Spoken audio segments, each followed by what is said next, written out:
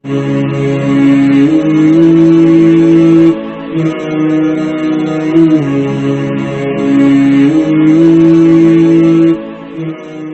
بھائی اس چیز کا خاص طور سے سب لوگ خیال کیا کرو، کہیں آئے جایا کرو تو ذرا سا تحقیق اور تصدیق کر لیا کرو کہ ہم کہاں جا رہے ہیں، کس کے یہاں جا رہے ہیں۔ یہ میرے ساتھ ایسا ہو چکا ہے ایک مرتبہ۔ بات دراصل یہ مجھے فون آیا کہ مفتی صاحب، اچھا فون بھی ایسے ویسے کسی گھر سے نہیں آیا، حاجی نمازی آدمی کہنے لگے مفتی صاحب آج ہم نے قرآن خوانی کی تھی دوپہر میں، رات کو دعوت ہے، آپ اور مؤذن صاحب، ہماری مسجد کے جو مؤذن صاحب ہیں، آپ دونوں آئیے ہمارے گھر پر، آج رات کا کھانا ہمارے ساتھ کھائیے۔ قرآن خوانی کروائی تھی تو آپ دعا بھی کروا دینا، اور جو ہے پھر وہ اس کے بعد کھانے وغیرہ کا بھی معاملہ ہے۔ ہمیں ٹھیک ہے چلو، ہم چلے گئے۔ اب جب وہاں پہنچے تو دسترخوان بچھ رہا تھا، دعا تو کرائی دی تھی، اس وقت تو کوئی بولا نہیں اور ہمیں بھی محسوس نہیں ہوا۔ جب دسترخوان بچھ رہا تھا تو ایک شخص نے مجھ سے کہا، بھائی دیکھ رہے ہو، مجھ سے ہی کہہ رہا، ہاں بھائی مفتی صاحب آج کل کے مولوی ملا تو بہت ایڈوانس ہو گئے، برتھ ڈے پارٹی میں بھی جاتے ہیں۔ تو اس کا جملہ سمجھ گیا تھا کہ یہ کیا کہہ رہا ہے۔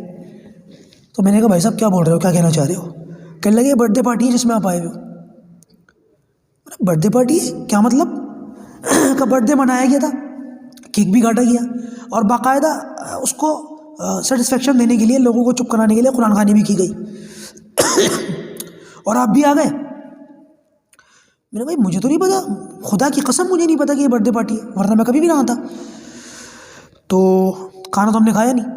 میں نے مولوی صاحب سے کہا، میں نے بھائی کیا ہو رہا ہے، کھڑے ہو یہاں سے۔ تو وہ جو میزبان تھے ان کے پاس میں گیا اور جا کر کے میں نے ان سے کہا، میں نے کہا بھائی تم یہ بتاؤ، تم نے مجھے فون کیا کہ ہمارے یہاں قرآن خوانی ہے اور دعا کروانی ہے، ہم تو اس لیے آئے تھے، تو میں اصل بات تم نے کیوں نہیں بتائی کہ یہ برتھ ڈے پارٹی ہے؟ تم نے برتھ ڈے منایا تھا، گھر میں کسی کا برتھ ڈے تھا؟ کہہ رہا ہاں جی وہ برتھ ڈے تو تھا، وہ خوشی کا موقع تھا، تو ہم نے جو ہے نا وہ یہ سوچا کہ کیا دوسرے کام کریں، ہم جو ہے وہ قرآن خوانی کر لیتے ہیں، تو اس موقع پر آپ کو دعا کے لیے بلا لیا، آپ کو برتھ ڈے پارٹی کی نیت سے نہیں بلایا۔ میں نے اللہ کے بندے تجھے بتانا تو چاہیے تھا، تجھے کم سے کم مجھے اطلاع تو کرنی چاہیے تھی، باہر تو دیکھ کیا باتیں ہو رہی ہیں۔ اس قسم کے لوگ جو ہے حربے استعمال کرتے ہیں۔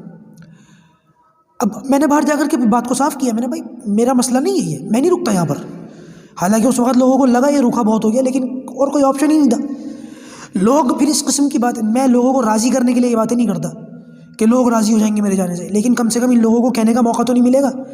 پہلے ہی لوگوں کی، بہت زیادہ لوگوں کی، علماء کرام کی جانب سے زبانیں بہت لمبی ہو گئی، اللہ حفاظت فرمائے۔